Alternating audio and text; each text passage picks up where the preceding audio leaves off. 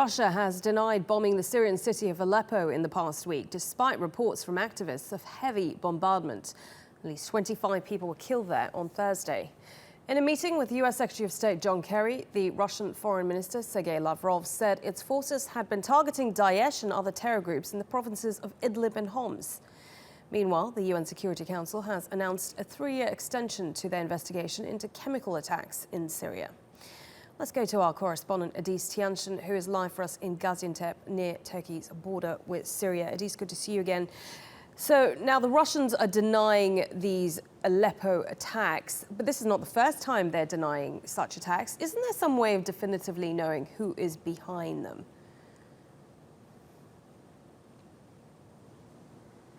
Well, militaries with sophisticated technologies might tell in some cases, but for us and for witnesses and activists on the ground, it is not so easy, and in many cases, it's actually impossible. But we are relying on some sources. In some cases, witnesses are saying that they can recognize the kind of attacks or the weapons that are used in those attacks, and in some cases, they can say that it's an attack from the Syrian regime, for example, because they recognize these weapons. Say in cases of barrel bombings, for example, they know that this was a kind of attack that's been used since the beginning of the civil war, even before the Russian Air Force was involved in the incident. So these are only hints that we are getting from the activists on the ground, but there's no definitive way of telling. Now, as a matter of fact, the options are not that many. There are only 2 air forces currently operating above the skies of Aleppo. It is either the Russian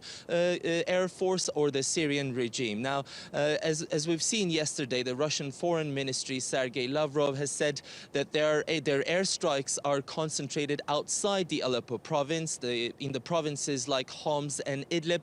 That's where they say they are fighting Daesh militants and other terrorist elements. Now, the problem with that is Russia and the Syrian regime are using this phrase of terrorists in a very flexible way, oftentimes including even moderate groups and the Free Syrian Army groups altogether, and even civilians are targeted in some cases.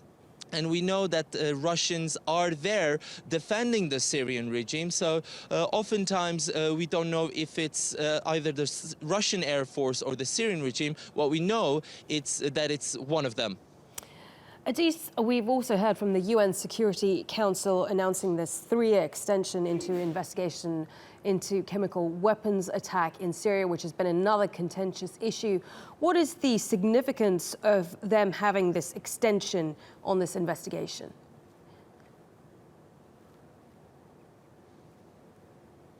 Well, first of all, this is a follow-up to an incident from back in 2013. Remember when there was a new footage emerged from Syria showing civilians dying from what looked like symptoms of chemical gas attacks. The Russians and United States administration back then brokered a deal according to which Syrian regime agreed to destroy their chemical weapons, and this deal was sealed by another United Nations Security Council resolution back then, and any form of non-compliance would be met with further sanctions. And that's why we are seeing some form of cooperation between United States and Russia, but don't be mistaken, they are in this for completely different intentions. Now, from the perspective of United States, Britain and France, they strongly believe that it was the Syrian regime who was behind